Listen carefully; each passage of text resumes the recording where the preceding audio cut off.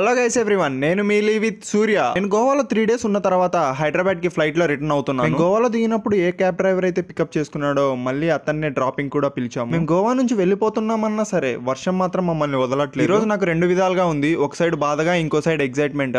బాధగా ఎందుకంటే గోవాని వదిలేసి వెళ్ళిపోతున్నందుకు బాధగా ఉంది, ఇంకా ఫ్లైట్ ఎక్కుతున్నందుకు చాలా ఎక్సైట్మెంట్ గా ఉంది. నేను ఇంతవరకు లైఫ్ లో ఎప్పుడు ఫ్లైట్ ఎక్కలేదు, ఇదే ఫస్ట్ టైం. అందుకే నేను చాలా ఎక్సైటెడ్ గా ఉన్నాను. అలాగే కొంచెం భయంగా కూడా ఉంది, ఎందుకంటే కిటికీ సీట్ నాకు వస్తుందా మా ఫ్రెండ్స్ కి వస్తుందా అని. పక్కా విండో సీట్ నాకే రావాలని కోరుకుంటున్నాను. మా వాళ్ళకి వచ్చినా నేనే తీసుకుంటాను అనుకోండి, అది వేరే విషయం. ఫ్లైట్ ఎక్కడమే కాదు, నేను ఇంతవరకు ఎయిర్పోర్ట్ కూడా ఎప్పుడు వెళ్ళలేదు, అసలు ఎలా ఉంటుందో కూడా తెలియదు. అందుకే ఇంకా ఎక్సైటెడ్ గా ఉన్నాను. అవును, ఇంతకీ మీరు ఎప్పుడైనా ఫ్లైట్ కానీ ఎయిర్పోర్ట్ కానీ వెళ్ళారా? వెళ్ళింటే ఎక్కడి నుంచి ఎక్కడికి వెళ్ళారో ఒకసారి కామెంట్ చేయండి. మా 5 మందిలో ఒక్కడు మాత్రమే ఇంతకు ముందు ఫ్లైట్ ఎక్కాడు, మిగతా వాళ్ళందరం ఫస్ట్ టైం ఎక్కుతున్నాం. మేమేమో వాడిని పిచ్చి పిచ్చి క్వశ్చన్లు అడిగి వాడికి పిచ్చి లేపేశాం. దెబ్బకు వాడు నన్నేమడగద్రా మీరే చూడండి అని చెప్పేశాడు. అయితే ఫైనల్ గా మేము ఎయిర్పోర్ట్ కి వచ్చేసాం. ఇదే గోవా ఎయిర్పోర్ట్. వెంటనే బోర్డింగ్ పాస్ తీసుకుని లోపలికి వెళ్ళి వీడియోస్ తీసుకోవాలని ఎక్సైట్మెంట్ తో వెళ్తున్నాం. కానీ షాకింగ్ న్యూస్ ఏంటంటే మా ఫ్రెండ్స్ ఆధార్ కార్డ్ తెచ్చుకోలేదంట. జై హో. సో ఇంకా మా వాడేమో అదేదో డిజీ లాకర్ లాగా డిజీ ఆధార్ అని చెప్పి ఏదో చేపించాడు. సో దాంతో మేము లోపలికి వెళ్ళాం. ఇక్కడ 2 bags ఉన్నాయి కదా, అందులో బ్యాక్ ప్యాక్ కాకుండా లగేజ్ బ్యాగ్ ఉంది కదా, ఆ లగేజ్ బ్యాగ్ లో బాటిల్స్ ఉంటాయి. మనమైతే ఎయిర్పోర్ట్ నుంచి ఒక్కొక్కరు 5 liters దాకా తీసుకోవచ్చు అనమాట. 750 ml అయితే ఆల్మోస్ట్ ఒక 7 bottles దాకా తీసుకెళ్లొచ్చు. సో ఎర్లీ మార్నింగ్ వచ్చేసాక ఇక టిఫిన్ ఎయిర్పోర్ట్ లో చేద్దాం అనుకున్నాం. సరే అని ఇక్కడ ఏం కనపడుతుందా అంటే idli.com కనబడింది. సరే అని జూమ్ చేసి రేట్స్ చూస్తే అమ్మ బాబోయ్ దిమ్మ తిరిగిపోయింది. ప్లెయిన్ దోశ 360 అంట. అమ్మ బాబోయ్, అందుకే ఇడ్లీ వడ తీసుకున్నాం. అలా అని ఈవెన్ తక్కువ కాదండి, ఒక ఇడ్లీ ఒక వడ ఒక టీ కలిసి మొత్తం కలిసి ఒక 500+ ఉంటుంది. బ్యాచ్ మొత్తం ఈ ఇడ్లీ వడనే తింటున్నాం. అసలు ఎందుకో తెలుసా? మా వాడు చెప్తాడంట, వినండి. ఫ్రీ క్యాండిడేట్సా? నువ్వు ఫ్రీ అయ్యారా? అసలు మ్యాటర్ ఏంటంటే మేమేమో ఎర్లీ మార్నింగ్ బయలుదేరి ఆగమేఘాల మీద క్యాబ్లో వచ్చేసామా, బట్ ఇక్కడ చూస్తే ఫ్లైట్ డిలే. యాక్చువల్లీ మా ప్లాన్ ప్రకారం అయితే మేము గోవా నుంచి ముంబై వెళ్ళి అక్కడ ఒక 4 hours స్టే చేసి తర్వాత ముంబై నుంచి మళ్ళీ మేము హైదరాబాద్ రావాలి. అలాగే ఇష్క్ సినిమా ఇన్స్పిరేషన్ తీసుకొని అక్కడ హీరో హీరోయిన్ ఎలాగైతే వెళ్ళారో అలాగే మేము ఆ మిగతా 4 hours లో ముంబైలో మినిమం ఒక్క ప్లేస్ అన్నా తిరుగుదామని ఫిక్స్ అయ్యాం. మ్యాటర్ ఏంటంటే గోవా కంటే ముంబైలో ఇంకా హెవీ రెయిన్ఫాల్ ఉందంట. సో అందుకని ఫ్లైట్స్ అన్ని డిలే అవుతాయి. సరే ఎందుకులే మనకి రిస్క్ అని చెప్పేసి మేము డైరెక్ట్ హైదరాబాద్ ఫ్లైట్ అడిగాం. సో వాళ్ళు కూడా బుక్ చేశారు. మొత్తానికైతే 7:30కి ఎక్కాల్సిన ఫ్లైట్ 2:30కి డిలే అయింది. సో కాంప్లిమెంటరీగా మాకు బ్రేక్ఫాస్ట్ ఇచ్చారు. ఇప్పుడు తింటుంది అదే. సో ఇది ఫ్రీనే. ఇలా డిలే అయితే కాంప్లిమెంటరీ బ్రేక్ఫాస్ట్లు ఇస్తారని నాకు తెలియదు, ఇదే first time. Thanks to IndiGo. ఆ లోపు మన ఫ్రీ చాయ్ కూడా వచ్చేసింది. ఇక్కడ షుగర్ మనకి ఏది కావాలంటే అది వేసుకోవచ్చు. బ్రౌన్ షుగర్ ఉంటుంది, నెక్స్ట్ వైట్ షుగర్ ఉంటుంది. ఏది వేసుకోవాలా అనేది అదంతా మన ఇష్టం, మనం చూస్ చేసుకోవచ్చు. సో అదనమాట. ఎలాగో మనకు ఒకటి సరిపోదు కాబట్టి 2 వేసి కలిపేసి తాగేసాను. టిఫిన్ టీలు ఎలాగో అయిపోయాయి. ఇంకా స్టే గురించి ఆలోచించాం. అంటే ఎయిర్పోర్ట్ లో కూర్చోవడం కన్నా లాంచ్ లో కూర్చోవడం బెటర్ అనిపించింది. సో అక్కడ చూస్తే రేట్లు చాలా ఎక్కువ ఉన్నాయి. నాకు అప్పుడే ఒక వీడియో గుర్తొచ్చింది. సైంటిస్ట్ అదేంట్రా అంటే ఎప్పుడో ఇన్స్టాగ్రామ్ స్క్రోల్ చేస్తూ ఉండగా చూసింది ఏంటి అంటే మన దగ్గర ఉన్న క్రెడిట్ కార్డ్స్ తో ఫ్రీగా లాంచ్ తీసుకోవచ్చు అంట. సో వెంటనే మా ఫ్రెండ్స్ కి చెప్పేసి ఒక 6 cards తో వెళ్ళాము. సో అలా 5 మంది 5 క్రెడిట్ కార్డ్స్ తీసుకుని స్టైల్ గా లోపలికి ఎంట్రాం. వాళ్ళు మర్యాదగా బయటికి దొబ్బెనన్నారు. ఎందుకంటే మా దగ్గర ఉన్న ఒక్క కార్డు కూడా అక్కడ పనిచేయదంట. ఓన్లీ ప్రీమియం కార్డ్స్ కి మాత్రమే అలా అలో అంట. ఇప్పుడు చెప్తున్నారు, ముందే చెప్పాలి కదా. ఈ షాక్ తో చేసేది ఏమీ లేక బయటకు వచ్చేసాం. ఇంకా ఎక్కడైతే సీట్స్ ఉంటాయో వెయిటింగ్ హాల్లో అక్కడ కూర్చొని మొత్తం ఎయిర్పోర్ట్ ని చూడడం స్టార్ట్. వర్షం వల్ల ఫ్లైట్స్ కూడా ఏం తిరగడం లేదు. సో ఇంకా మేము ఎయిర్పోర్ట్ తిరగాలని ఫిక్స్ అయిపోయాము. ఈ బాటిల్స్ ఎందుకు ఇక్కడ ఇలా పెట్టారో నాకు తెలీదు. మీకు తెలిసింటే పక్కా కామెంట్ చేయండి. ఈ బ్రాండ్స్ కూడా నేను ఎప్పుడు చూడలేదు. మా ఫ్రెండ్స్ కూడా నాకు ఈ బ్రాండ్స్ తో ఎప్పుడు చెప్పలేదు. ఎయిర్పోర్ట్ చూడడానికి నాకు చాలా బాగా నచ్చింది. ఇదేదో ఐరిస్ హౌస్ అంట. చూడడానికి చాలా బాగుంది. ఇక్కడ ఓల్డ్ కెమెరాస్ అన్ని అలా చెట్టుకు వేలాడి తీశారు.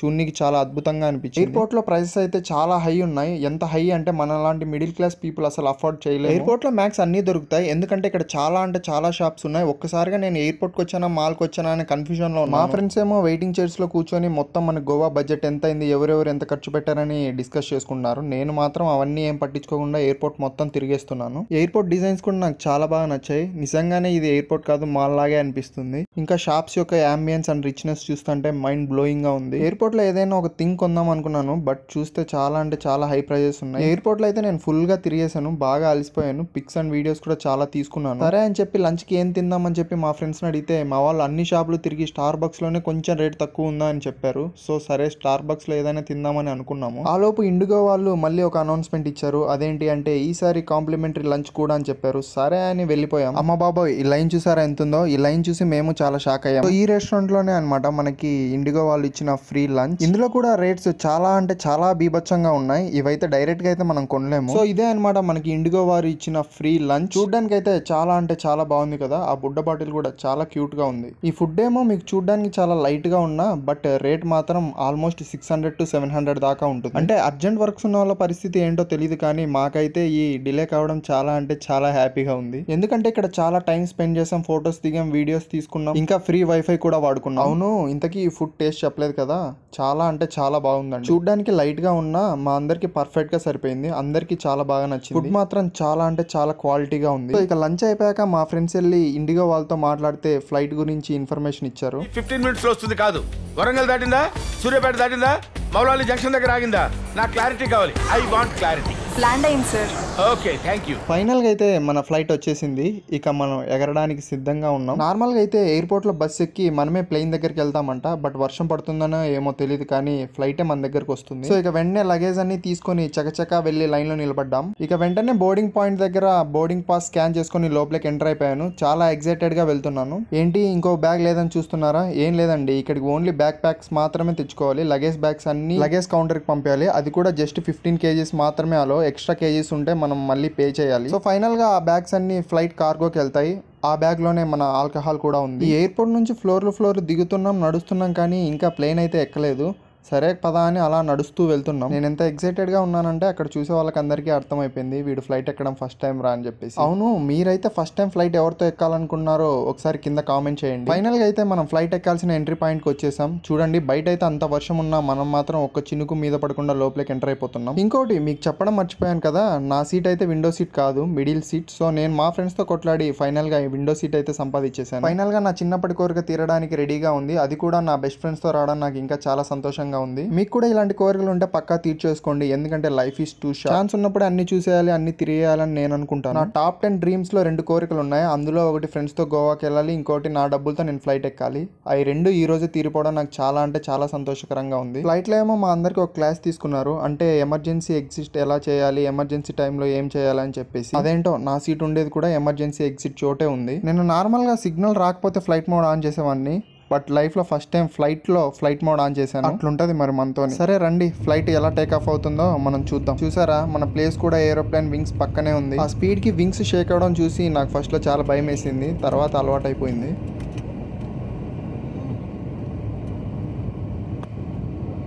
చూస్తుండగానే నేల నుంచి ఆకాశంలోకి వచ్చేసాం కదా. మనం లిటరల్ గా మేఘాల పైన ఉన్నాం, అందుకే మన ఏరోప్లేన్ మీద వర్షం పడట్లేదు. ఈ ఆకాశంలో మేఘాలను చూస్తుంటే మాకు చాలా అంటే చాలా ఆనందంగా ఉంది. మేమందరం మంచి థ్రిల్ ఫీల్ అయ్యాం. హైదరాబాద్ నుంచి గోవాకి రానికి మాకు ఆల్మోస్ట్ ఒక 15 to 16 hours పట్టింది. బట్ ఫ్లైట్ లో మాత్రం జస్ట్ 1 hour లో వచ్చేసాం. చాలా సేపు తర్వాత మనకి మేఘాలు కాకుండా ల్యాండ్ కనపడుతుంది అంటేనే అర్థం చేసుకోవచ్చు మనం హైదరాబాద్ కి దగ్గరలో ఉన్నామని చెప్పేసి. హైదరాబాద్ ని ఇంత పైనుంచి చూస్తే చాలా అంటే చాలా బాగుంది. మనం ఏరోప్లేన్ లో ఉన్నా కానీ మనకి సౌండ్ మాత్రం చాలా హెవీగా ఉంటుంది. ఇయర్ ఫోన్స్ ప్రిఫర్ చేస్తే చాలా అంటే చాలా బెటర్. ఫైనల్ గా మన ఫ్లైట్ అయితే ల్యాండింగ్ కి రెడీగా ఉంది. నేను మా ఫ్రెండ్స్ అయితే చూడడానికి చాలా ఎక్సైటెడ్ గా ఉన్నాం. సరే మాతో పాటు మీరు కూడా ల్యాండింగ్ ని చూసేయండి.